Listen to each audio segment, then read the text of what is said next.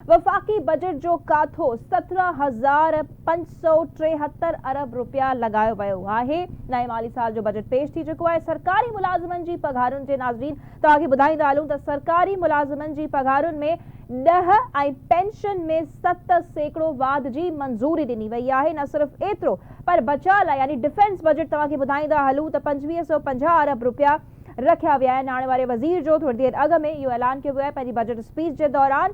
वफाकी हुकूमत जे तरक़ियाती प्रोग्राम ते अची वञो था नाज़रीन त तरक़ियाती प्रोग्राम लाइ 1000 अरब रुपया मख़्तस कया विया आहिनि। सखर हैदराबाद मोटरवे जी ॻाल्हि तव्हांखे ॿुधाईंदा हलूं, उन जे लाइ केतिरो बजट रखियो वियो आहे। सखर हैदराबाद मोटरवे जी अॾावत लाइ 15 अरब रुपया रखिया विया आहिनि। एतिरी बजट मुक़रर कई वई आहे सखर हैदराबाद मोटरवे जी अॾावत जे लाइ।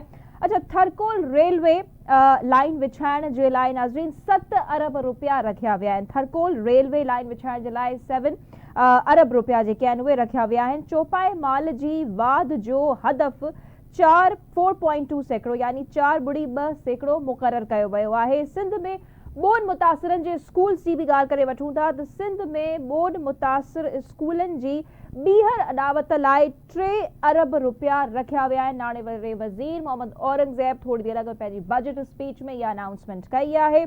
सिंधु दरिया ते टेलीमेट्री सिस्टम वेरी इंपॉर्टेंट नाज़रीन, सिंधु दरिया ते टेलीमेट्री सिस्टम लॻाइण लाइ 4 अरब 40 करोड़ ॾियण जो ऐलान कयो वियो आहे। न सिर्फ़ एतिरो पर नॉन फाइलर्स जी बि ॻाल्हि करे था वठूं त नॉन फाइलर्स हाणे गाॾी मिल्कियत ख़रीद करे न सघंदा। वाज़े लफ़्ज़नि में फाइनेंस मिनिस्टर पंहिंजी बजट स्पीच जे दौरान ॿुधाए छॾियो आहे। ॿिए पासे very important announcement by finance minister 40,000 नौकरियूं ख़त्म करण जो बि ऐलान कयो। कहिड़ियूं 40,000 नौकरियूं आहिनि, वजह छा आहे, रीज़न्स छा आहिनि, इहे असां थोड़ी देर में पंहिंजे एनालिस्ट खां पुछंदासीं उन्हनि जो रायो ऐं उन्हनि खां ई इहे असां इनसाइट्स बि वठी करे तव्हांखे ॿुधाईंदासीं।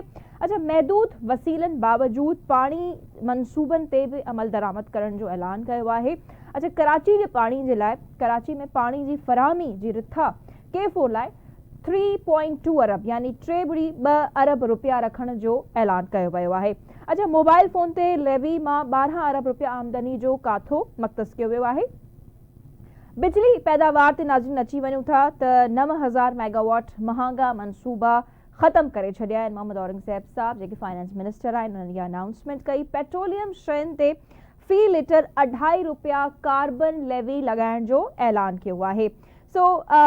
अॼु बजट स्पीच जे दौरान तव्हां पाण नाज़रीन ॿुधी बि सही ऐं वेरी वेरी इंपॉर्टेंट जेकी शइ आहे तमामु घणी ज़रूरी जंहिं ते सभिनी जूं ज़ाहिर नज़रूं ॼमियल हुयूं त जेको सैलरीड क्लास आहे उनखे केतिरो हिन बजट मां रिलीफ मिली सघे पियो। वाद वारी ॻाल्हि त तव्हां ॿुधी सघी, असां ॿुधाए बि छॾीसीं त केतिरी हुन में वाद कई वई आहे सैलरीज़ में, पर रिलीफ टैक्स जे हवाले सां यानी कि जी जेतिरी पघार आहे उन खां केतिरो टैक्स जेको आहे वसूल कयो वेंदो।